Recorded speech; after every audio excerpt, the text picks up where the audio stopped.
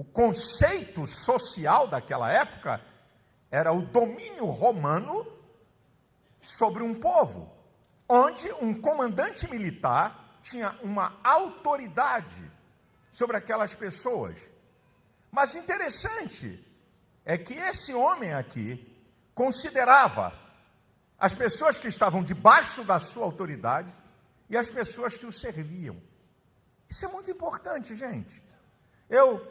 Não é aqui não, é em algum lugar por aí.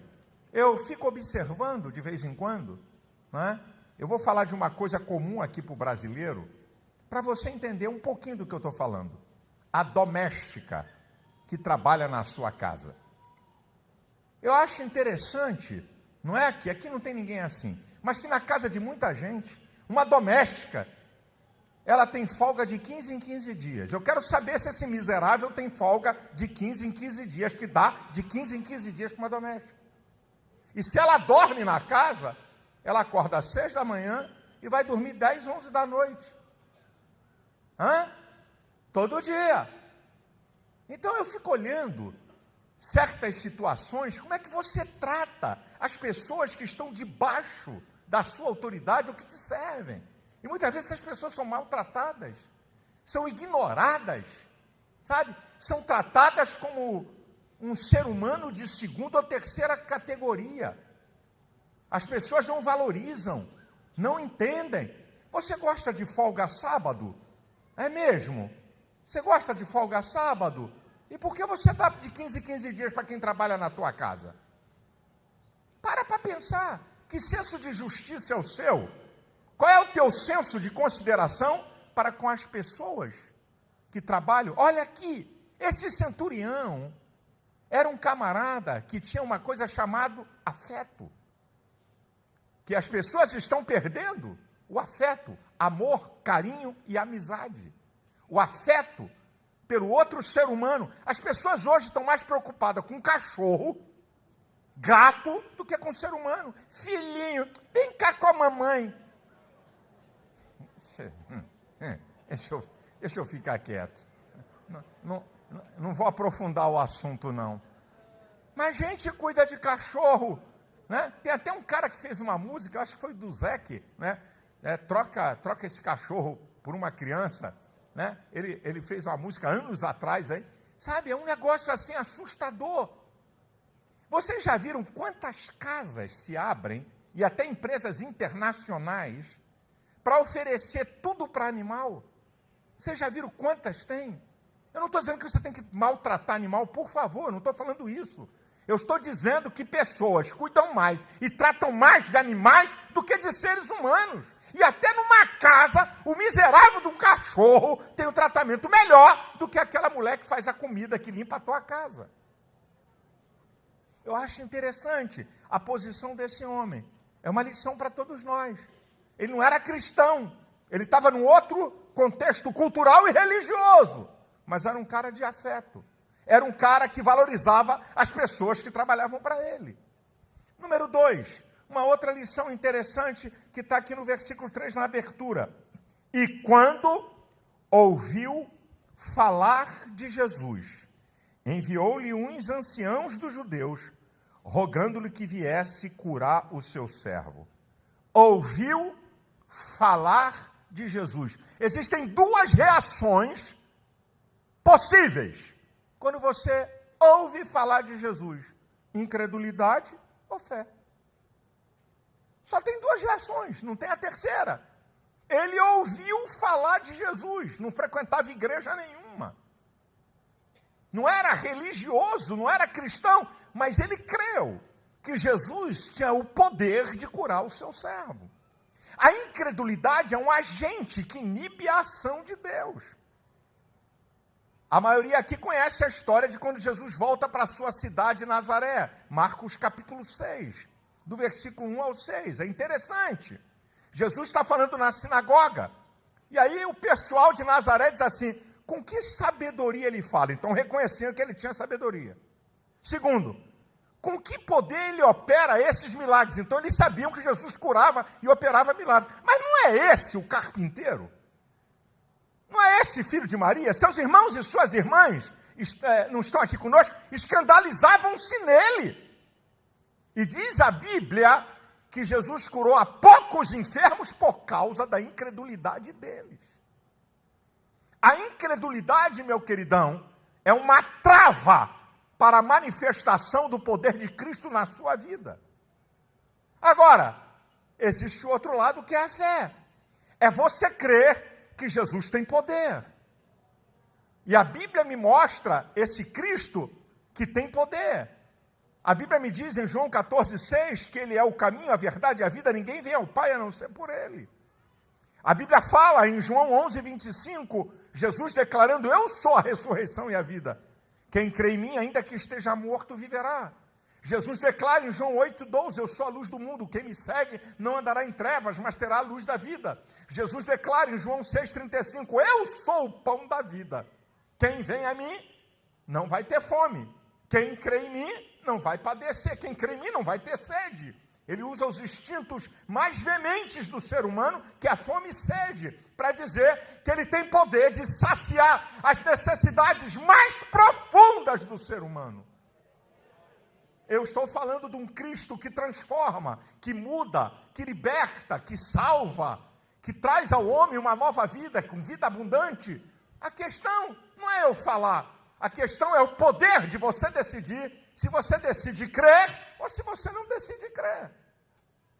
Só tem essas duas opções. Esse homem, que nunca frequentou nenhuma igreja, ele creu que Jesus tinha poder de curar o seu servo. Agora, olha que coisa interessante, o versículo 4 e 5. E chegando eles, junto de Jesus, isso é, ele envia uns anciãos para falar com Jesus, para curar o seu servo. E chegando eles junto de Jesus, rogaram-lhe muito, dizendo, é digno de que lhe concedas isso, porque ama a nossa nação e ele mesmo nos edificou a sinagoga. Ele é digno. O que significa ser digno? Dignidade é ter autoridade moral, integridade moral, que procede com decência, com honestidade. Como é que nós podemos saber que alguém é digno? Porque fala bonito? Porque tem o dom da oratória, da retórica? Porque sabe se posicionar? Dignidade não tem nada com valores abstratos e filosóficos. Dignidade tem a ver com prática de vida, com valores morais, com valores sociológicos e com valores espirituais. Dignidade não é um argumento filosófico. Dignidade é algo que se manifesta na vida. E porque ele é digno, ele ama a nossa nação. Ó, quem está falando isso é a elite religiosa.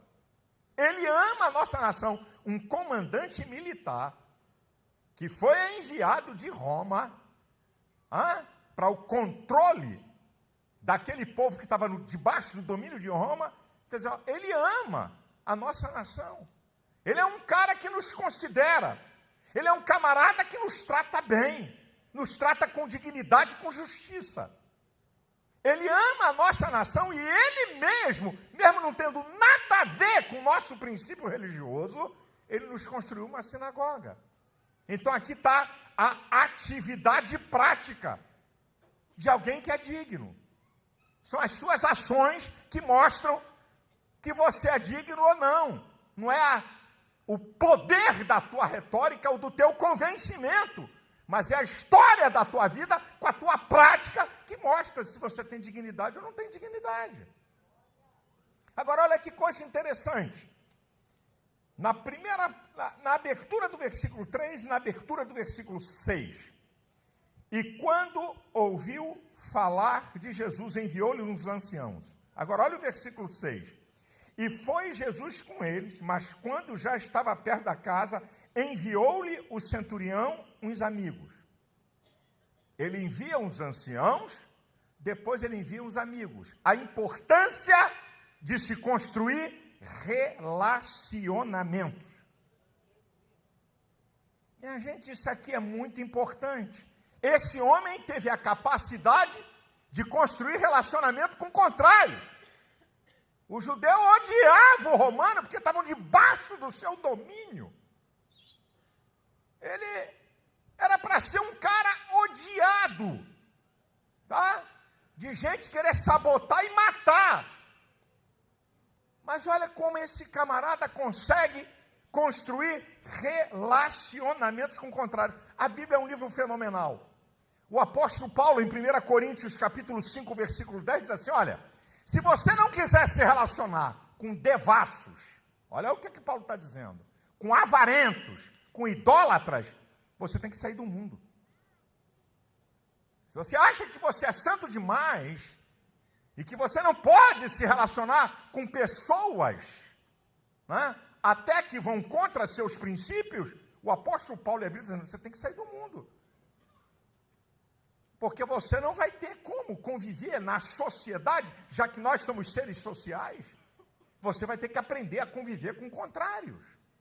E é interessante a importância de se ter amigos. Ele tem relacionamento com os anciãos, a elite religiosa, mas ele também tem amigos. Provérbios capítulo 18, versículo 1 diz que aquele que se isola insurge-se contra a verdadeira sabedoria.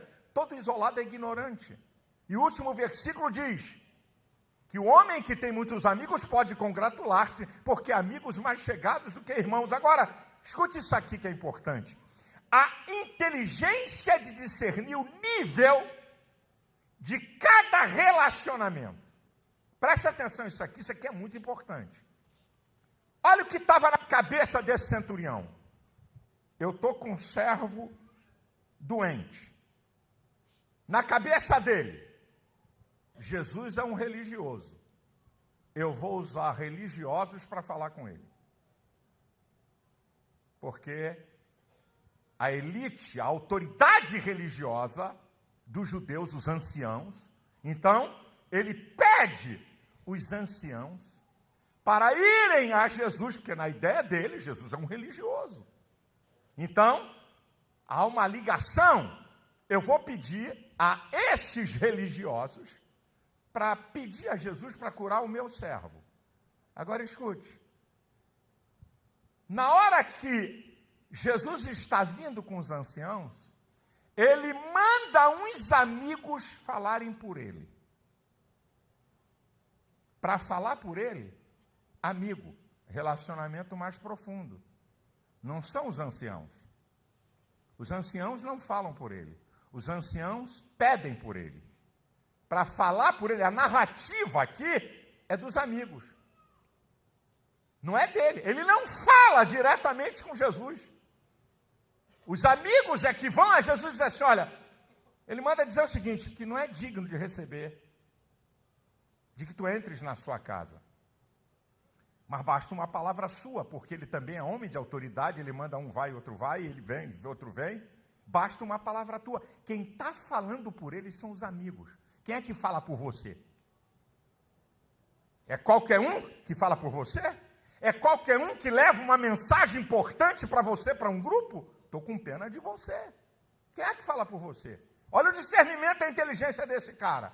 Para falar por mim, tem que ser gente da minha intimidade. De um relacionamento mais profundo. Mano, eu mandei esse cara falar, não é nada disso. Quem mandou a gente falar que não é de um relacionamento mais profundo com você? Quem mandou? Hã? Quem mandou? Está reclamando? O errado é você. Você está mandando gente falar por você que não te conhece profundamente e que não gosta de uma confiança pela história. Mandar uma pessoa falar pela outra, meu irmãozão, você tem que ter muita coragem, com cuidado com quem você está mandando. Que uma pessoa pode estar levando uma mensagem toda codificada ao contrário daquilo que você quer. Olha que coisa interessante, gente. Isso aqui é para você entender. Agora, olha as atitudes do centurião em relação a Cristo. A segunda parte do versículo 6 e o 7. E foi Jesus com eles, mas quando já estava perto da casa, enviou-lhes o centurião uns amigos, dizendo, Senhor, não te incomodes, porque não sou digno de que entres debaixo do meu telhado, e por isso nem ainda me julguei digno de ter contigo. Dize, porém, uma palavra, e o meu criado sarará. Isso aqui mostra as atitudes do centurião em relação a Jesus. Primeiro, Senhor, reconhecimento da soberania de Cristo. Ele é maior do que eu. Olha que nós estamos falando de um comandante militar que tem autoridade. Não sou digno. Eu não sou digno. Aqui é reconhecimento de soberania. Ele é maior do que eu. Depois vai dizer assim, eu não sou digno. Reconhecimento de superioridade. Ele é melhor do que eu e mais importante do que eu. Terceiro, basta uma palavra. Reconhecimento da autoridade. Ele tem mais poder do que eu. É incrível. Como é que ele vê Jesus? Ele tem soberania, ele tem superioridade, ele tem autoridade mais do que eu. Ele reconhece Jesus sem nunca ter frequentado a escola dominical, sem nunca ter ido à igreja. Versículo 6. Não sou digno. Ele está dizendo aqui no versículo 6. Eu não sou digno. Ué, interessante. O senso crítico do centurião. Interessante isso aqui. Eu não sou digno. Os anciãos disseram, ele é digno de que tu cure o seu servo. Agora ele diz, eu não sou digno. Senso crítico. O senso crítico desse homem mostra sua humildade. O senso crítico dele reconhece que mesmo ele sendo uma autoridade, ele não é autoridade em tudo. Ele tem um senso crítico. O seu senso crítico leva a um olhar introspectivo para dentro de você, para você poder reconhecer limites, você reconhecer fragilidades, possibilidades. Já viu aquela história aqui? Hoje a linguagem muda muito. Rapaz, mas na minha época a gente dizia, esse cara está pagando mico. Não é? A pessoa não tem senso crítico, não sabe se comportar, não sabe entrar, não sabe sair, não reconhece suas possibilidades, seus limites, suas fragilidades, vai pagar mico. Epa, aqui eu tenho que ficar quieto. Aqui está na hora de eu ficar quieto. Aqui está na hora de que eu possa agir. O senso crítico faz você melhorar. Porque você vê que tem alguma coisa que você precisa melhorar. Pessoas que não têm senso crítico é uma coisa terrível. Elas se acham quando não são. Elas se acham, pensam que estão no nível que não estão. É incrível isso aqui. Ele é digno. E ele diz, eu não sou digno. Não é falsa humildade. Ele não está sendo falso. Ele está reconhecendo a grandeza de Cristo, a superioridade de Cristo, o poder de Cristo. E eu, em relação a ele, eu sou muito menor. Uma vez eu estava, na época que eu evangelizava, quando eu era garoto, tinha um grupo aqui que a gente evangelizava de madrugada, às sextas-feiras, em Copacabana, entre 11 da noite e 3, 4 horas da manhã. E aí eu tive muita experiência, né? Porque a noite em Copacabana é direto na sexta-feira, na sexta para sábado, sábado para domingo. E uma vez a gente estava evangelizando, aí um cara chegou e disse para mim, não leva mal não, meu amigo, ô garotão, Deus tem que se revelar a mim, tem que provar que ele existe. Eu falei, uau, olha, Deus vai ficar sem dormir essa noite. Aí eu levei para o deboche. Olha, Deus vai ficar preocupado porque você acha que ele tem que se manifestar. Amigo, Deus não está nem aí para você, porque ele é. Independente do que você pensa, independente do que você acha, ele é. Ele é Deus, ele é soberano, ele é maior, ele é o Criador de todas as coisas. É você que tem que se submeter a ele, e não ele é você. Agora, deixa eu dizer uma coisa para você, muito interessante aqui. Versículo 8, quando ele diz aqui, porque também eu sou homem sujeito à autoridade, Tenho soldados sobre o meu poder, digo a este vai, ele vai, a outro vem, ele vem, e ao meu servo faz isso, ele faz. A crise da autoridade. Nós estamos vendo isso. A crise da autoridade, sabe onde é que começa? Começa na tua casa, passa pela escola, passa pela igreja e pela sociedade em geral. Nós estamos vendo a crise da autoridade. Pais não têm autoridade. Fedelhos querem impor a paz.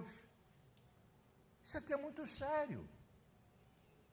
E nós estamos vivendo o marxismo cultural, né, cujo objetivo é destruir o modelo judaico-cristão da sociedade ocidental. A mais importante tradição do Ocidente é o cristianismo. O mais importante fator da criação da Europa e das Américas é o cristianismo. Direitos humanos vêm do cristianismo. Proteção à vida vem do cristianismo. Valorização da mulher, do idoso e da criança, o cristianismo. A vida em família, o casamento, o relacionamento monogâmico, homem e mulher e sua prole, vem do cristianismo.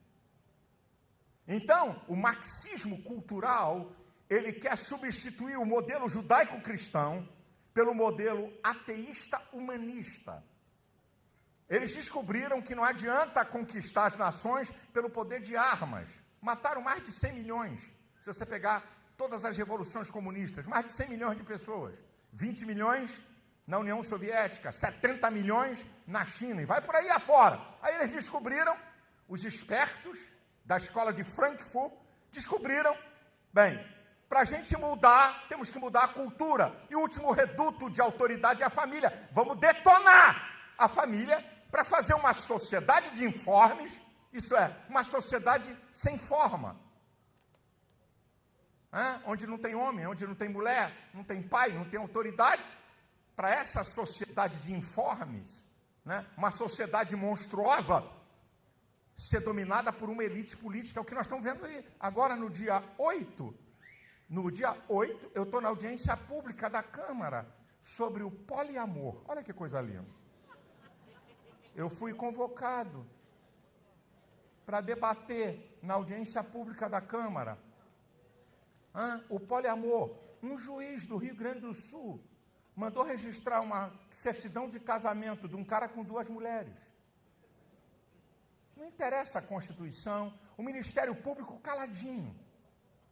Se levanta para tanta coisa, mas não falaram nada, estão caladinho. E aí a comissão na Câmara resolveu fazer uma lei para dar uma travada. E me convidaram para debater. Então essa bagunça que está aí, meu irmão, não é uma bagunça assim do nada. Isso aí é marxismo puro, para destruir a autoridade. Então a autoridade começa em casa. Né? O marco civilizatório da raça humana é a família, que vem de Deus. Então não tem autoridade na casa. A criança cresce e nasce pensando que o mundo não tem autoridade. Então a autoridade sou eu faço o que quero. E a culpa é de quem? É dos pais. E você que está alimentando isso hoje. Porque você, que é pai e mãe hoje, você não aprendeu isso do teu pai e da tua mãe. Com todo o respeito. Você foi criado pelo teu pai e pela tua mãe, que não precisava te dar correada toda hora. Para você obedecer e submeter, só quando você cedia. Porque tinha o quê? Tinha uma punição. Tinha uma punição. Mas hoje, punição, não existe regra, limite, disciplina, nem punição. E querem trazer a bagunça para cá, para dentro da igreja. Aqui não, violão. Aqui vão ter que me encarar. Quer fazer bagunça? Aqui não. Não tem colher de chão, não abro mão. Por isso que um dos pilares da igreja é a autoridade. O cara quer trazer para cá a bagunça que encontrou na sua casa. Você é pai? Você é autoridade maior, eu já preguei isso na última Santa Ceia. Você é autoridade maior, a lei e a ordem vem de você, ó macho. Não é da tua mulher, não. Bota ordem nessa bagunça. Mostra a teu filho quem manda. É melhor fazer teu filho chorar quando criança do que quando ele crescer, você passar o resto da vida chorando.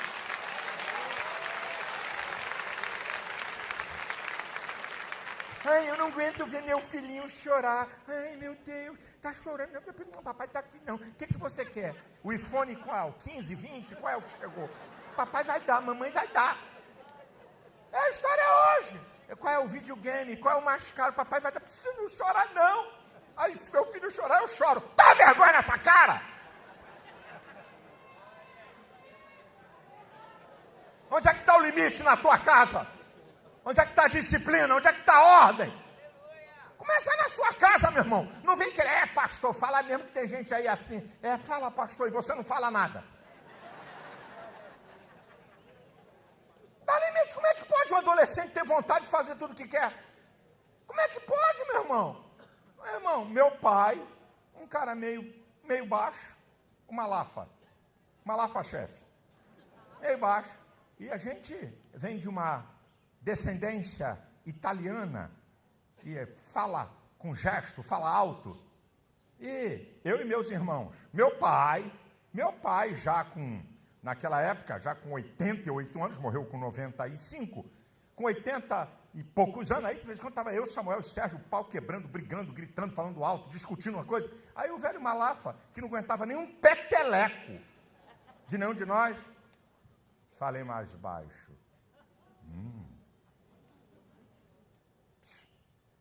Acaba com essa conversa. Acabou. Por quê?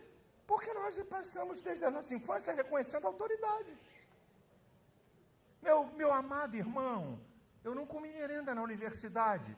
Os filhos clamam pela autoridade dos pais. De maneira inconsciente. O filho precisa ser mandado. O filho precisa ouvir não. Sim, sim, sim, tudo sim. Não tem um não para esse moleque, não tem um não. Aí quando vira um adolescente de 15, 16 anos, você dá um não e quase te dá um tapa. Fica revoltado, dá soco, quebra copo. Sabe por quê? Porque nunca tomou uma correada, nunca tomou uma chinelada de um chinelo Raider. Não é a Havaiana não, que esse é mole. É o Raider, aquele de duro. Alguém morreu por receber correada? Alguém morreu por receber chinelada na vida? Hã? Ou a vara da goiabeira? Alguém aqui morreu?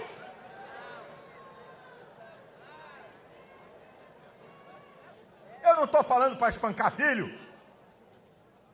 Não estou falando isso. Não se dá tapa na cara de ninguém, muito menos de criança. Uma vez eu morava aqui na rua Fernandes Pinheiro.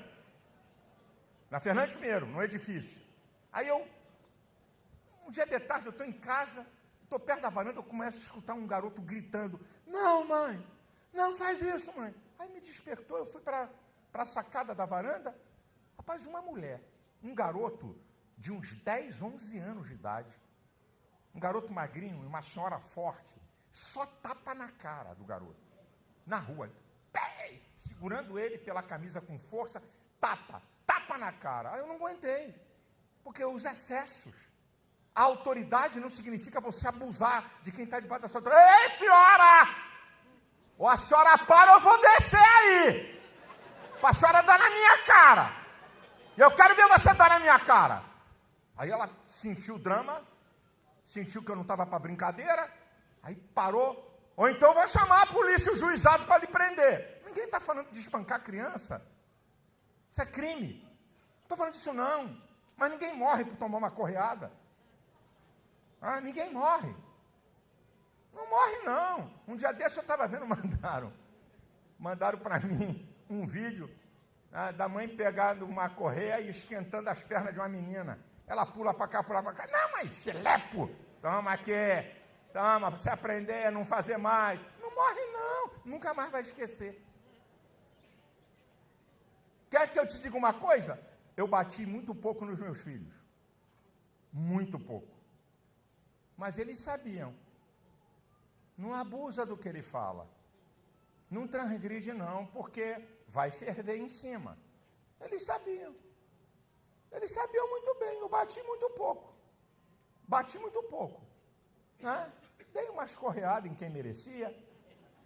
E eu trancava a porta. Não tem onde escapar, botava a chave. Já sabia que a conversa era só eu e o indivíduo, ou a indivídua.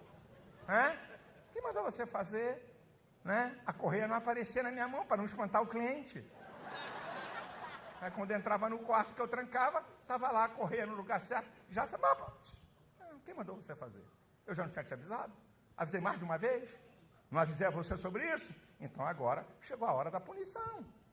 Não vai, não sai, não dou esse presente. Esse é um problema. Nós estamos vendo uma crise de autoridade. E esse cara aqui diz assim, olha, eu sou homem de autoridade. Eu digo para esse vai, ele vai. Eu digo para aquele vem, ele vem. Aí fica, menino, eu vou aí, hein? Aí o garoto vem, nada.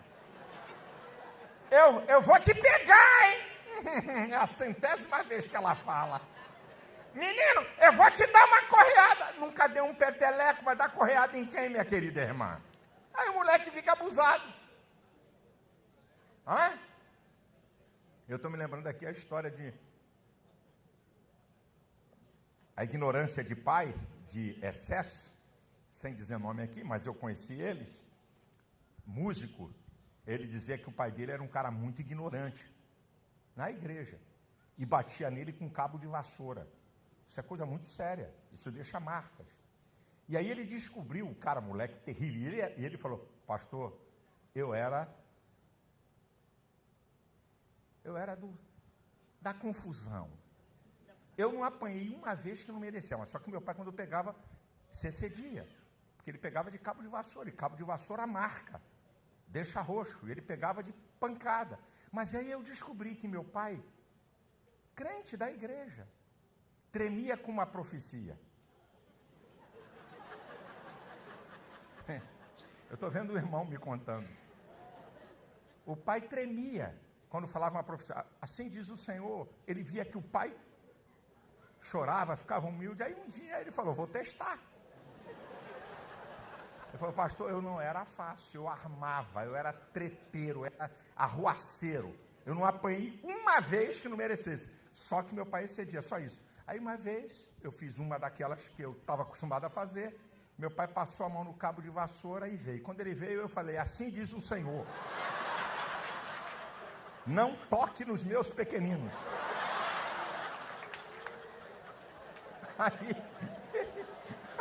Aí o santo irmão, me contando a história, diz assim, rapaz, meu pai largou o cabo. Jesus me perdoe, eu não vou tocar nele não.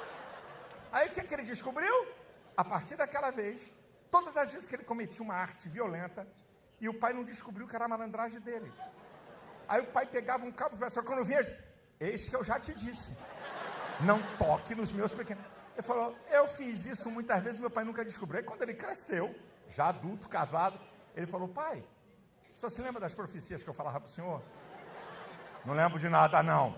Ah, não lembra? O senhor lembra que o senhor pegava de pau mesmo? Aí um dia eu descobri que o senhor tinha pavor de profeta e de profecia. Então eu não estou falando dessas malandragens, dessas ignorâncias, desses exageros que se comete contra alguém que está debaixo da sua autoridade. Mas, meus irmãos, nós estamos vivendo um tempo difícil. Eu estou me lembrando, em 2013, vocês lembram dos Black Blocs, no centro da cidade? Quebraram, fizeram, atacaram fogo, arrebentaram tudo. Tudo filho da classe média. Aí eles foram encurralados na Câmara Municipal. Lembra disso ali, o vereador esquerdo? Aí foram encurralados na Câmara Municipal. Ficaram presos na Câmara Municipal. Só filho da classe média. Sabe o que aconteceu? As mamães levando o McDonald's. Para o meu filhinho, passando pela grade, para os bonitinhos que tacaram fogo, que rebentaram, destruíram. Esse é o problema. Sabe qual é o grande problema, pai e mãe? É você ter medo do seu filho. Quando o filho percebe que o pai tem medo dele ou a mãe, acabou a sua autoridade. E a criança percebe. Eu tenho isso na minha família. Minha família é grande. Os Malafas são mais de 300. E eu conheço isso. Olha lá. Pai com medo de filho adolescente. Se desse uma encarada nesse moleque, não seria abusado. Virou adulto, ninguém controla. Olha lá.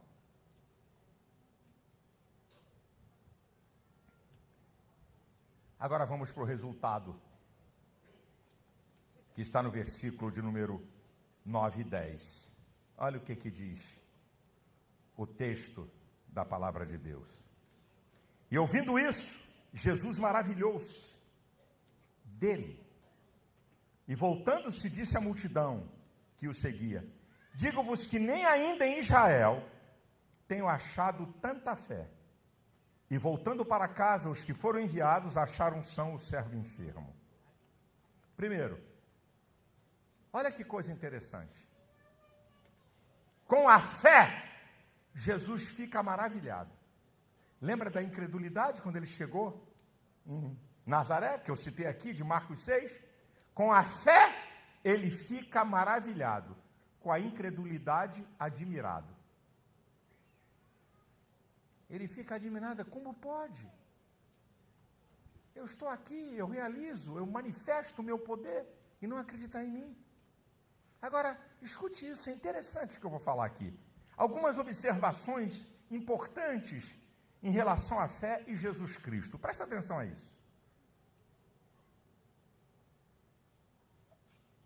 Em Marcos capítulo 4, versículo 40 e 41, você lembra da tempestade que Jesus está no barco com os discípulos? Começa a entrar água, eles acordam Cristo, que estava dormindo no barco que eles estavam. Mestre, não se te dá que pereçamos?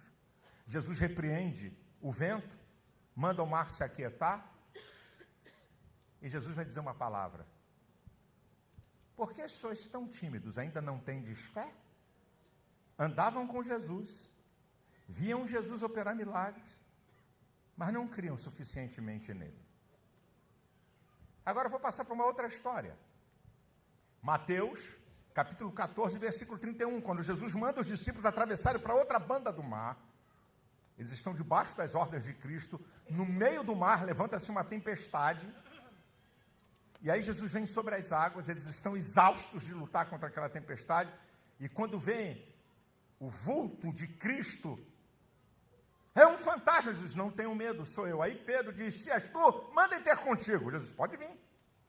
Mas diz o texto que, sentindo o vento forte, começou a afundar. Jesus pega e diz assim: homem de pouca fé. São discípulos. Na primeira, vocês não têm fé. Agora, tem pouca fé. A fé de você é que, se a tempestade continuar, se o problema continuar, você perde a fé. Você tem uma fé que vai até um limite. Mas se persistir o problema, a fé acaba. É um outro tipo de gente. Agora vamos para o terceiro. Está em Marcos, capítulo 5, versículo 26, 27 e 34. A mulher do fluxo de sangue. Nunca frequentou uma igreja. Não andou com Jesus. Ouvindo, não tem nem nome, certa mulher, ouvindo falar de Jesus, disse: se tão somente eu tocar na sua orla, eu serei curada. E é o que ela consegue fazer no versículo 34. Jesus vai dizer: mulher, a tua fé te salvou. A tua fé vai em paz ser curada desse mal. Uns não têm fé e andavam com Jesus e viam Jesus operar milagre.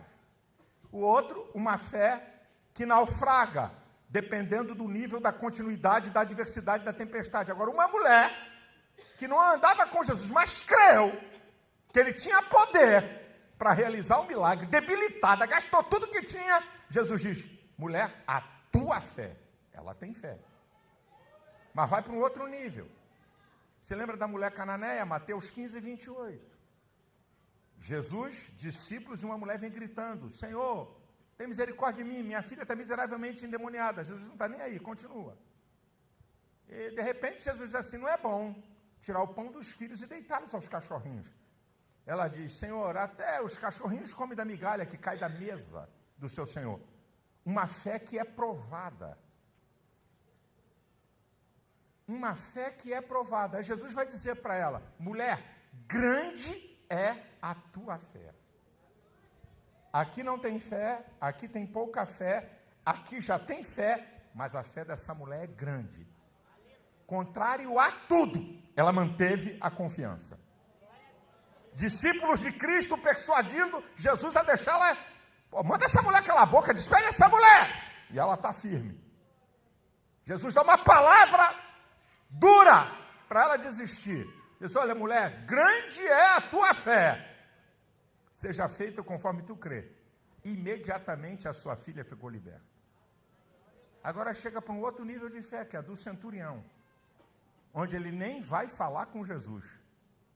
Ele manda a gente falar por ele. Diz, olha, não precisa entrar na minha casa não. Aqui está a mensagem do centurião Cristo. Ele disse que não é digno de te receber não. Mas basta tu liberar uma palavra, que o servo dele vai ficar curado. Jesus disse assim, eu nunca vi tamanha fé em Israel. Depois eu te explico por que a fé do centurião é maior. Você está vendo o nível de fé? Agora, escuta um outro dado interessante. Uma outra coisa muito interessante, que está em Lucas 17:11. 10 leprosos, à distância, diz, mestre, tem misericórdia, nos cure. Jesus diz, apresente-se ao sacerdote. Isso é para comprovar que vocês estão curados. Os 10 foram curados. Aí um volta, samaritano, não se davam com os judeus, tinha rixa. Ele volta, glorificando a Deus, se prostra aos pés de Cristo e adora. Jesus diz, mas eu não curei 10 só porque esse voltou glorificando a Deus. Jesus vai dar uma sentença para ele que é interessante. A tua fé te salvou. Os outros 9 tiveram fé para ser curados, mas não tiveram fé para a salvação. Você não. Você foi curado e crê que eu sou Senhor, que eu sou Salvador. Tem gente que só tem fé para receber bênção, mas não tem fé para seguir a Jesus. Vivem atrás de campanhas, vêm até igrejas, fazem até campanhas. A fé deles é para receber algum benefício, mas não é fé para ser salvo, que é a coisa mais importante do que qualquer cura, do que qualquer solução. Mas Jesus diz uma coisa muito interessante. Quando Jesus, o lance da mulher, do fluxo de sangue, é que o principal da sinagoga, Jairo, chega para Jesus dizendo, minha filha, minha menina está moribunda, ela vai morrer. Jesus diz, então vamos lá na sua casa. Jesus está caminhando para a casa de Jairo, aí entra na história essa mulher. No versículo 34, quando Jesus declara, filha, tua fé te salvou, ser curada desse teu mal. Quando acaba isso, vem os servos do centurião e diz assim, não incomodes mais o mestre, porque a tua filha morreu. Jesus vira e diz assim para ele, não tenha medo, crê somente. O que Jesus está dizendo para ele? Mesmo que todas as circunstâncias estejam contrárias, mesmo que tudo que a palavra venha com uma verdade de um fato, creia que eu tenho o poder para reverter qualquer situação. E Deus está falando aqui com pessoas. Todo mundo pode dizer para você, já era, isso aí não tem solução, ninguém resolve. E Deus está colocando aqui na minha boca uma palavra para você. Ei! Não tenha medo, crê somente, creia que Jesus pode reverter esse quadro, pode abrir essa porta, pode operar um milagre. É Jesus que fala em Marcos 9:23, se tu crê, tudo é possível ao que crê. E a Bíblia diz em Hebreus 11:6, que sem fé é impossível agradar a Deus. Não tem meio de você chegar perto de Deus a não ser pela fé. E agora olha que coisa fenomenal, que a Bíblia fala em Romanos 10:17, a fé vem pelo ouvir e ouvir a palavra de Deus. Eu estou pregando aqui há meia hora, então de maneira sobrenatural, inexplicável, que você não tem ideia, no teu coração a possibilidade de você crer que Cristo é Senhor, é Salvador, que transforma, que cura, que liberta e que muda a vida de qualquer pessoa.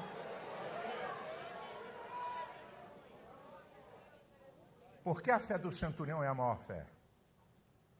Eu já falei aqui na igreja outras vezes, mas vou repetir. Por que Jesus disse que nunca viu tamanha fé em Israel?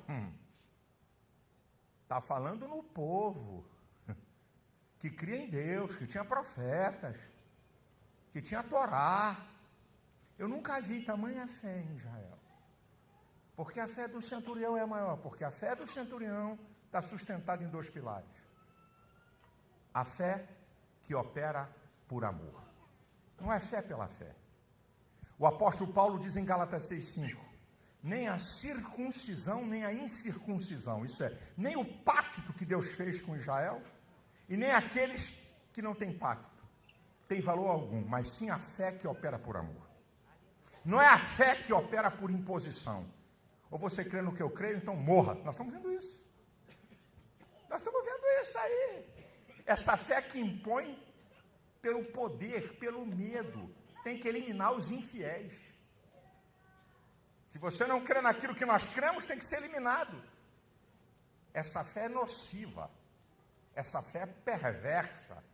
É uma fé que opera para impor e para determinar e para manipular. A fé do centurião opera por amor. Ele não precisava ter nenhum afeto por aquele servo, era só trocar, manda sair, bota para fora e bota um outro som aqui. Segundo lugar, a fé do centurião, ele penetra no mundo de Deus, basta uma palavra. Você sabe que Deus não precisa de matéria-prima para criar nada. Deus cria as coisas pelo poder da sua palavra.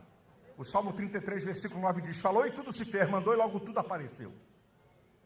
Hebreus, capítulo 1, versículo 3 diz que ele sustenta todas as coisas pelo poder da sua palavra. Quando o centurião diz, basta uma palavra, Jesus disse, esse cara entrou no meu mundo, ele entende do mundo de Deus. Deus não precisa de nenhuma matéria-prima para operar um milagre. Deus não precisa de fatos a favor, do nada ele faz tudo. Ele abre a porta que ele quer, ele opera o milagre que ele quer, ele traz, ele não precisa de ninguém nem de nada. Ele tem poder para realizar aquilo que ninguém pode realizar.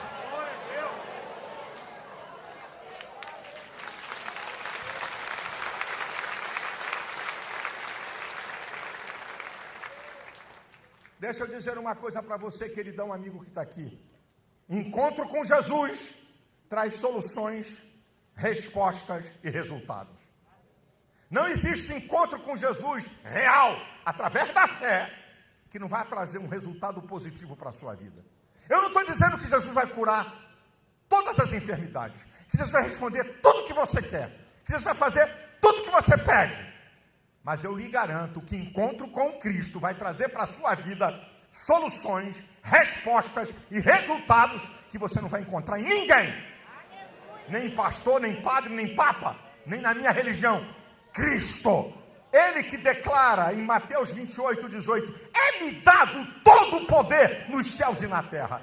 Ele tem todas as respostas e todas as soluções e ele só vai fazer por você aquilo que for o melhor. Agora, deixa eu dizer uma coisa para me terminar aqui. Se você quer ter resultado positivo do seu encontro com Cristo, eu vou repetir para fixar em você.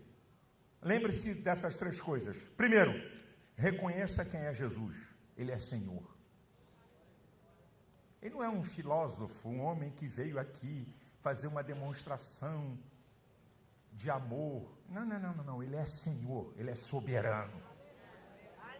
Ele é Rei dos reis e Senhor dos senhores. Segundo lugar, reconheça quem é você. Reconheça, como eu também tenho que reconhecer, como todos aqui, nós somos pecadores, que necessitamos do favor de Deus. Reconheça que você é um pecador. Terceiro, traga a sua fé. Jamais você vai ter resultado do encontro com Cristo se você não crê que Ele é Senhor e que Ele tem poder. A igreja de pé, por favor.